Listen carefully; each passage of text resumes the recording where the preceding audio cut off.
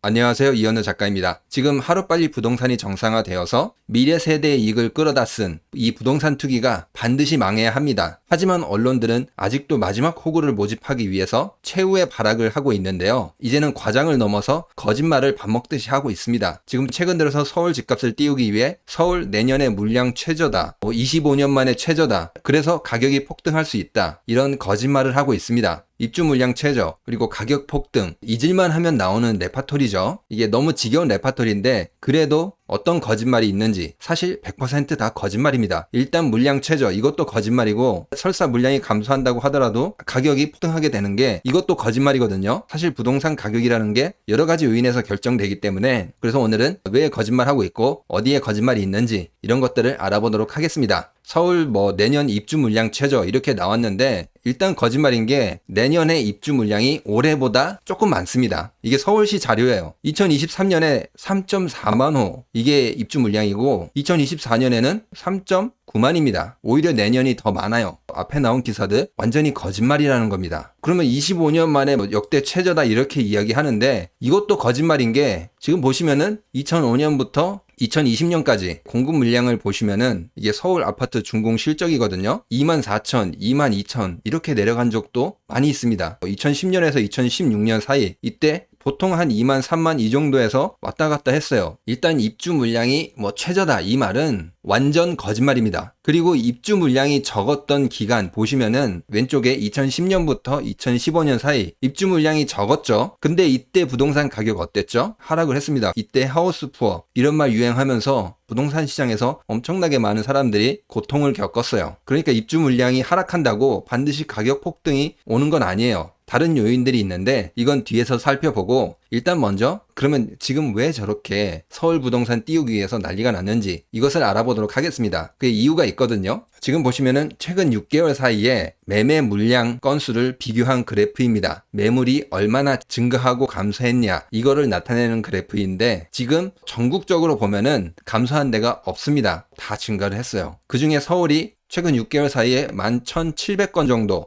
이 정도 물량이 증가를 했는데 재밌는 게 보시면은 다른 지역들도 이제 물량이 조금씩 상승하긴 했는데 그 증가폭이 서울이 압도적으로 많습니다. 약 11,700건 정도, 그리고 경기도도 한 8,900건 정도, 거의 9,000건 되죠. 부산이 한 4,000건 정도, 그리고 인천이 한 2,500건 정도 이런 식으로 매물이 증가를 했어요. 지금 보시면은 서울 경기에 거의 압도적으로 몰려 있는데 이게 뭐겠어요? 갭투기하거나 영끌한 사람들 이제 못 버틴다는 거잖아요. 고금리, 역전세 이거 못 버텨서 던지는 물량들입니다. 이걸 퍼센테이지로 얼마나 증가했는지 보면은 최근 6개월 사이에 서울은 20.1% 증가했습니다. 그리고 이 서울 띄우기에 혈안이 된 이유는 보시면은 이 증가폭이 서울이 약 11,700건 정도 되잖아요. 그 중에서 증가를 가장 많이 한 상위 10개구를 살펴보면은 서초구, 강남구 여기가 2위, 3위를 기록했습니다. 1위는 광진구인데 2위, 3위가 서초구, 강남구로 굉장히 심각한 상황입니다. 우리나라 부동산 가격을 정할 수 있는 이 서초구와 강남구에 물량이 너무 많이 증가하고 있다는 거예요. 이게 다른 데로 영향이 퍼질까봐 이제 가격 하락 요인이 되겠죠. 그걸로 이어질까봐 언론에서 전전긍긍 하는 거예요. 여기 무너지면은 모든 게 무너질 수 있다. 이제 그렇게 위험을 느끼고 있는 거죠. 얼마나 많이 증가했는지 최근 6개월 사이에 이거를 살펴보면은 서초 강남만 따로 떼서 볼게요. 서초 같은 경우에는 2월 초에 3,400건 정도 이게 물량이 있었는데 지금 증가를 해서 5,300건 정도 그 정도 돼요. 2,000건 정도 증가를 했죠. 그리고 강남 같은 경우에도 한 2월 초에는 4,000건 정도 아파트 매물이 있었는데 최근 들어서 6,000건을 가볍게 돌파했습니다. 지금 매물이 계속 쌓이고 있는 거예요. 이게 누군가 와서 받아줘야 되는데 아무도 이걸 받고 있지 않다라는 거예요. 그러니까 제가 이제 아무도 안 속는다 이렇게 적어놓은 이유가 아무리 떠들어도 어떻다는 거예요? 관심이 없다는 겁니다. 그러니까 이렇게 물량이 증가를 하겠죠. 그리고 매물 증가에 이어서 2차 역전세, 이 조짐이 지금 다시 보이고 있습니다. 이게 서초하고 강남의 전세 물량입니다. 최근 6개월이거든요. 2월부터 한 6월까지 확실히 감소하는 모습이 보입니다. 전세 물량이. 그런데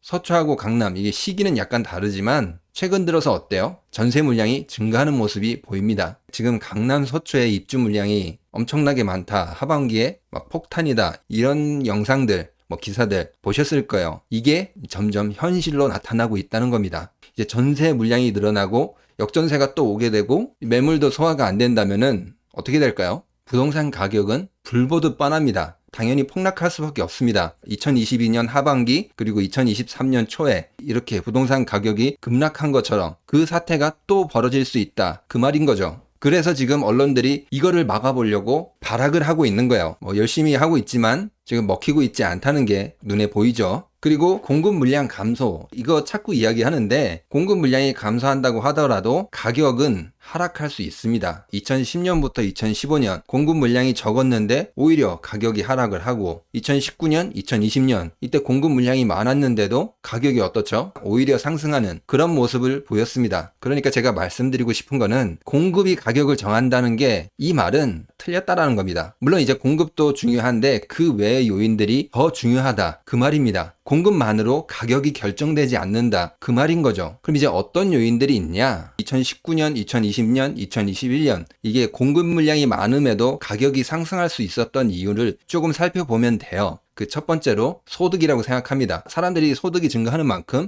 구매력이 증가를 하겠죠. 지금 보시는 그래프는 신혼부부 거주 및 소득 현황입니다. 연 1억 원 소득 비율이 서울 같은 경우에 신혼부부 2019년에 19.3%였습니다. 이제 2015년부터 꾸준히 상승을 해서 거의 한 20%가 신혼부부 기준 이제 연소득이 1억 원 된다 그 말이죠. 이게 가능한 이유가 이제 맞벌이 비율이 많이 상승을 했어요. 서울 같은 경우에는 계속 증가를 했거든요. 이제 맞벌이를 하니까 어느 정도 괜찮아졌다는 거예요. 그래서 아파트를 구입할 수 있게 됐다. 이제 그렇게 된 거예요. 앞으로는 이게 어려운 게 뭐죠? 혼인이 많이 감소를 했습니다. 엄청나게 많이 감소를 하죠. 수직으로 하락을 하고 있는데 둘이 벌면은 둘이 합치면은 그래도 소득이 꽤 되잖아요. 그런데 사실 혼자 벌면은 연소득 1억 엄청나게 어려운 구간입니다. 앞으로 구매를 할 수 있는 층, 이런 신혼부부들 계속 감소를 한다 그 말입니다. 그래서 서울 부동산을 받쳐줄 수 없다 그 말입니다. 설사 한다고 하더라도 지금 다 경기도로 조금 빠지고 있죠. 지금 인구수 보면은 왼쪽이 서울 인구수인데 꾸준히 빠지고 경기도 같은 경우에는 꾸준히 증가를 하고 있습니다. 새 아파트를 조금 선호하시는 분들이 경기도로 많이 이사를 가시는 것 같아요. 2019년, 2020년 공급이 상승했어도 가격이 상승했던 이유는 잘 알다시피 영끌들이 있었잖아요. 투기 수요 이게 있었기 때문에 이게 가능했거든요. 지금은 찾기가 쉽지 않죠. 영끌족들 망하는 걸 사람들이 봤고 또 금리도 고금리고 그렇기 때문에 투기를 하고 싶어도 들어갈 수 없는, 포기하게 되는 이제 그런 사람들이 적지 않게 있을 거예요. 무리해서라도 수요로 갈 수 있는 그런 사람들이 없다는 거죠. 반대로 돌려서 이야기를 하면은 지금 2010년에서 2015년 이 당시에 공급이 부족했는데도 가격이 하락했던 이유, 이거는 앞에서 이야기한 거를 반대로 생각하면 돼요. 이렇게 아무리 공급이 적어도 사람들의 소득이 증가하지 않고 이런 투기 수요, 투자 수요 이런 게 없다면은 공급이 적다고 하더라도 가격이 하락할 수 있다 그 말입니다. 지금 보시면은 소득이 계속 감소를 하고 있어요. 그러니까 유효 수요가 계속 감소를 한다는 거예요. 2023년